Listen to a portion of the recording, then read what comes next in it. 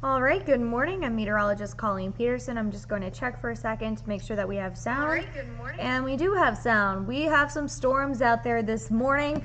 Thankfully, nothing severe, but we have another batch expected later today, which could bring some stronger storms out there. Good morning. Yeah, we're both checking in with you, just kind of alarming, or not alarming you, but giving you kind of a heads up that later on this afternoon, heading into not so much the evening, more so early to mid-afternoon. That's when the atmosphere is going to have enough energy to produce a couple of severe storms later. Yeah, potentially, but the risk is pretty low, and it's mainly for that southern Kentucky, Tennessee area, so off to the east. Let's go ahead and talk about what we're seeing out there right now. Pull up the radar nice and full. The time right now is 7:32. We are tracking some heavy downpours moving through Paoli, Salem, English, with a lot of lightning.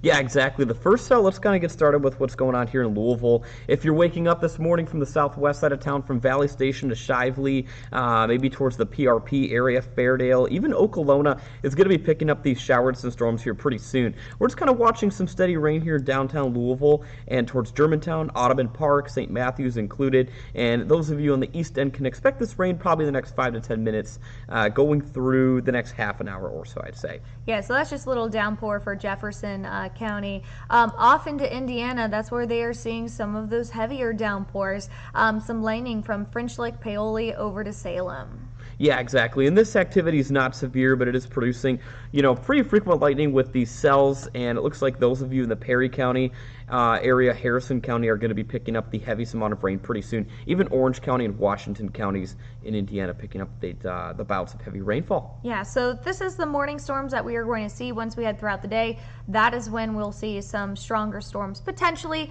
the risk is much lower. So let's talk about the risk that we have in play. So level 3 out of 5, medium risk for London and eastern Kentucky. Notice as we get closer to the metro, the risk kind of starts to diminish. So we are barely under a level 1 here right along the Ohio River. There's no risk for Indiana. It's mainly in southeastern Kentucky that we could see it. But south of the parkways, it's possible of seeing 1 or 2 strong storms. Yeah, the main area of concern where maybe the more rigorous thunderstorms will be later on today is probably more just south of the parkway systems, Taylor, Adair counties, Marion County, Hart County, Kentucky. That's where we're expecting to see possibly a tornado or 2, but more so in the way of winds between 60 to 70 miles an hour, and sometimes with hail down by Lake Cumberland, Campbellsville included down that way. Yeah, so let's go ahead and break down those weather impacts. As Sam mentioned, we can't rule out that tornado, but looking on the scale, it is a low risk of seeing that. If we happen to see something, it would likely be in the form of damaging straight line winds. But if something happens to rotate, we might see a weaker scale tornado with this kind of setup that we have. Flash flooding will be the main impact for here in the metro Louisville area and surrounding counties.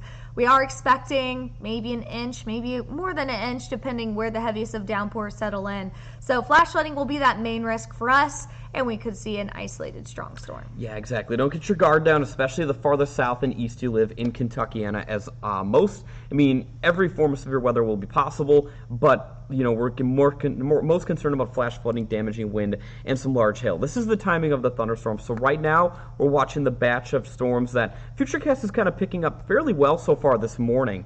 It'll persist into the late morning hours, but we're not super concerned about severe weather up until about noon or 1 o'clock today. Yeah, that is the window of where we'll see this line starting to form itself together and pass through.